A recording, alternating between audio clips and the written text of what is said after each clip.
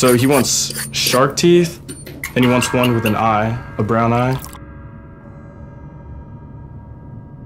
I wanted something to just stay in my mouth, and it's my teeth now because the mouthpiece I had were my teeth before my car crash.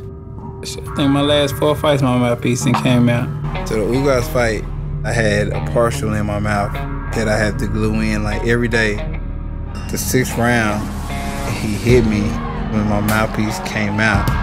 But I'm just thinking that my teeth came out, man, that would have been super embarrassing. Man, if my teeth out, man, it's gonna be like meme everywhere. This is gonna be like all over social media.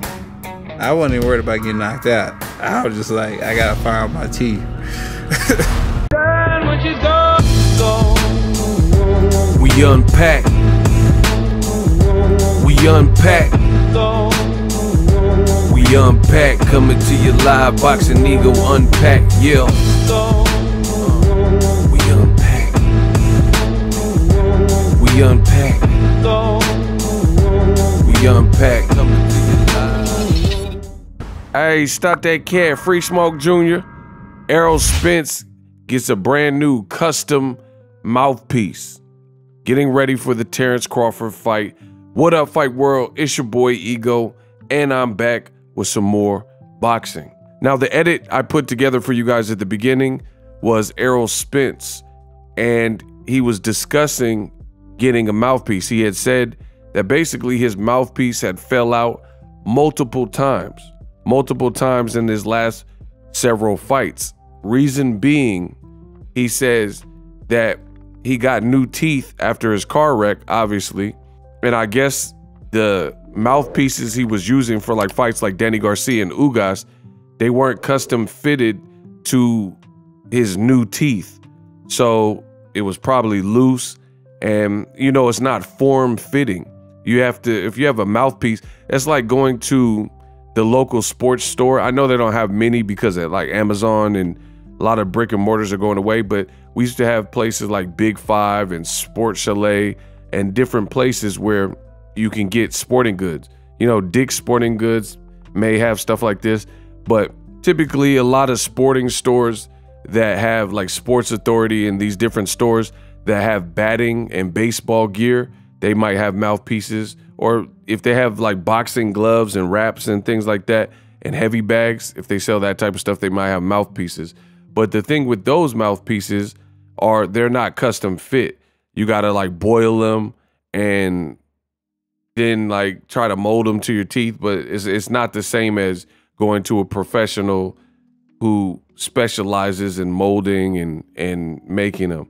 Now, for whatever reason, you know, considering how much money Errol makes in his fights and whatnot, it's a little bit weird that he chose to go into like big fights with Danny Garcia and Yordenis Ugas and kind of didn't really think about that, or maybe he thought about it. I don't know. Maybe there's more to the story, but he said he had a partial in, and for whatever reason, he didn't have the custom fitted mouthpiece. But if he just, I don't know, maybe there's some kind of restriction that prohibited him from getting the custom ones in.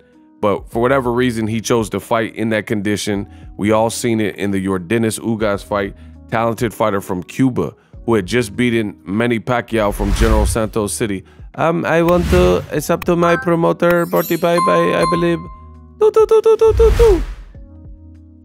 He had a dominant performance over Pacquiao, and he was bigger than Errol Spence Jr., and he wasn't coming off of a detached eye injury, a detached retina injury, and Errol Spence ended up giving him a broken orbital. So it was crazy that people in the Yordenis Ugas fight, they were so concerned with Errol's eye because Errol Spence was the guy who had the detached retina, but by the end of the fight, the fans were really concerned with Ugas's eye because of the damage inflicted at the hands of the southpaw Errol Spence Jr.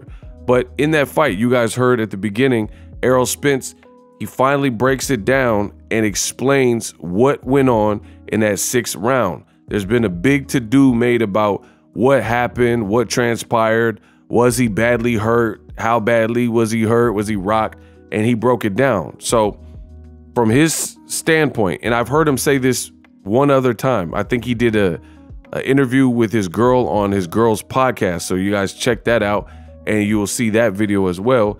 And he kind of confirmed the same story. And you guys heard it at the beginning, but in case it was confusing or you couldn't really hear it with the background music, let me explain what he said, and I'll paraphrase. In that 6th round with Yordenis Ugas, he said Ugas caught him with the shot because he didn't have the custom form-fitting mouthpiece, because for whatever reason, he had a previous mold with his old teeth, which got knocked out in the car accident, or at least some of them, to the point where he had to get veneers and new teeth. So that wasn't going to work. Ugas, talented Cuban fighter, caught him. And he says immediately as the mouthpiece fell to the ground, he thought that his teeth fell to the ground.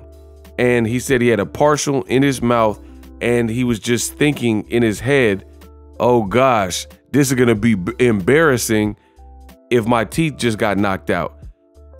He said if my teeth just really crumbled and fell to the ground, and I'm not gonna have any teeth on national TV, millions of people watching. This is a Showtime pay-per-view. There's 30,000 people, and they're all gathered here to see me, because the fight took place in Arlington, Texas, at the Dallas Cowboys Stadium, the AT&T Stadium. So he's in Jerry's World. I mean, it was a big moment. It was a big moment, and he thought his teeth got knocked out, like his teeth got shattered. And he's not the first boxer that I've personally heard do interviews and say this. I remember there's an interview, if you can find it, and I believe Evander Holyfield went through the same thing when he fought George Foreman. And a lot of people thought he easily won that fight, and he definitely won the fight. But Evander Holyfield said George Foreman, who has legendary cracks, hit him so hard that he said he went back to his corner and he was asking him, do I have my teeth? Because he said he could have swore the way Foreman hit him and the way it felt, he said he thought he knocked his fronts out, right? So kind of similar situation for a different reason. You know, it's not like Ugas is George Foreman. He does have power though, and he's a precise puncher, as you've seen in the Pacquiao fight. So bottom line is he cracked Errol, good shot. Errol's mouthpiece went out and he thought his teeth went out. So he said he wasn't worried about getting knocked out. He wasn't worried about anything. He was just thinking, because you have to understand, people have to understand and respect this about the fighters, and I always try to humanize this portion of the game, is these fighters are still humans, even though they do like inhumanoid things in the ring and have a crazy threshold and tolerance for pain. They're still humans.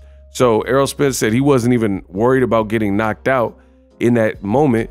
He kind of fell asleep at the wheel. He had a moment where he was just like, nah, and thinking about how social media and Instagram and TikTokers and YouTubers were going to make fun of him because he was going to be toothless on national TV. And it's not like you have a dentist on deck where somebody could repair that. You know, Jim Gray will hop in the ring no matter what the outcome is and be like, Errol, what happened today? And then he's going to have no fronts. Another fight that comes to mind for me is Badu Jack versus James DeGale. James DeGale was really in there and got his teeth knocked out in that particular fight. And in that fight, he did an interview and it looked so weird because James DeGale was missing his front. So he looked like almost like a homeless person or something. So nobody really wants to be in that predicament. That was Errol Spence's explanation.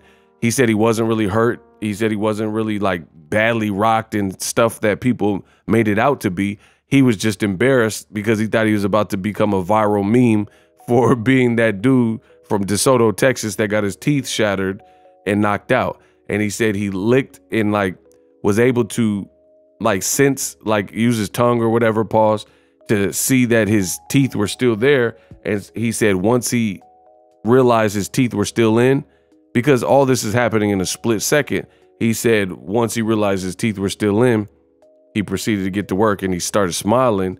And then, you know, the rest is history. But he said he wasn't worried about getting knocked out. He was just embarrassed on the teeth thing.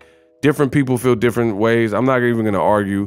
People want to see Spence Crawford. That fight is almost here. It'll basically be here. Fight week will be here next week. So I'm not going to spend no time arguing with people. I told you from the beginning, way before Errol even did these interviews, that Errol Spence, I don't think he was badly hurt like people made it out to be. I think one of the problems with boxing is a lot of boxing fans are highly impressionable.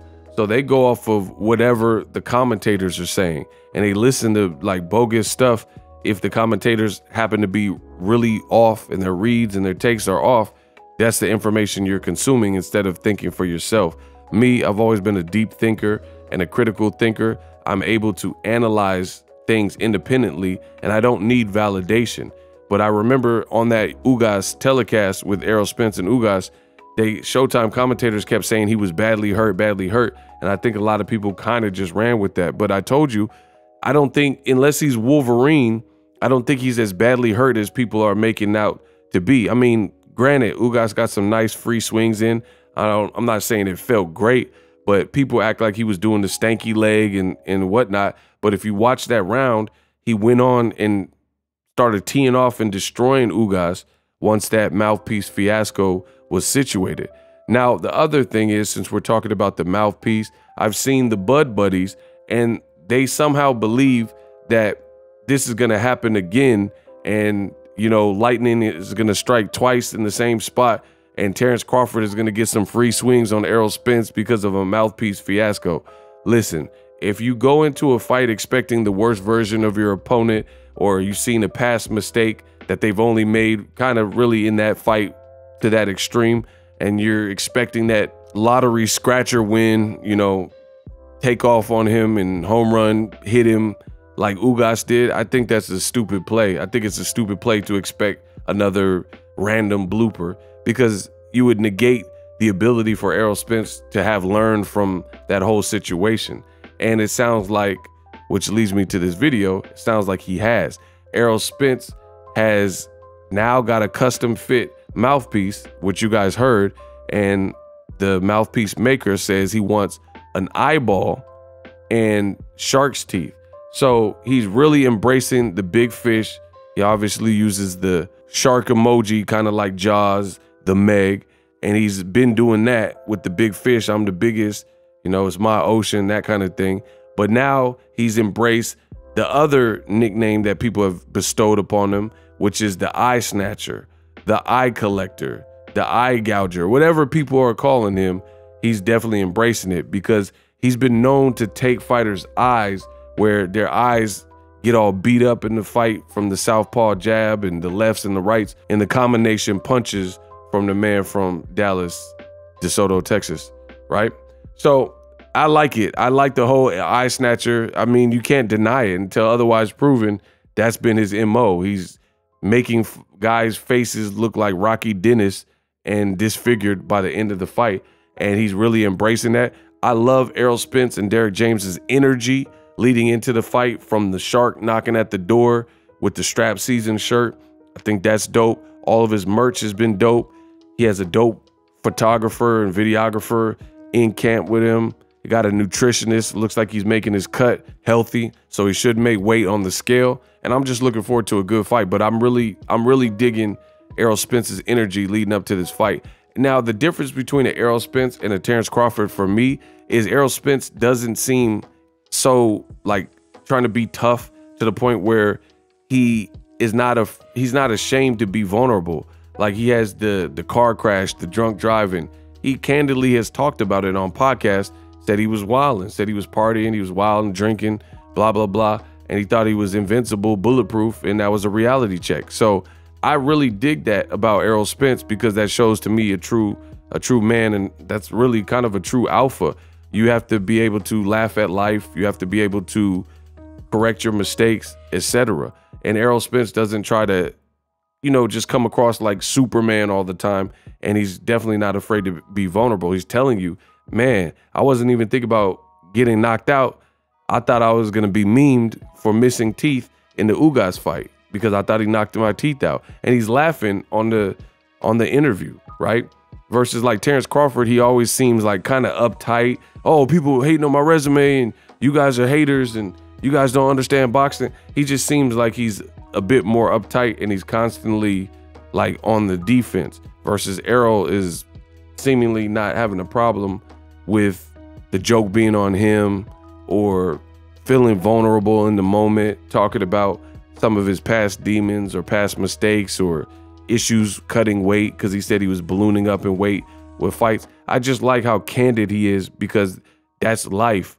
You know, we're not always, I mean, you have to think about this man making millions and he's in his 20s at the time, not now, but at the time, he probably thought he was the man and he thought he was invincible. So it came back to bite him. So I'm enjoying the whole ride. Can't wait for Spence Crawford. We unpacked. Introducing Super Thanks.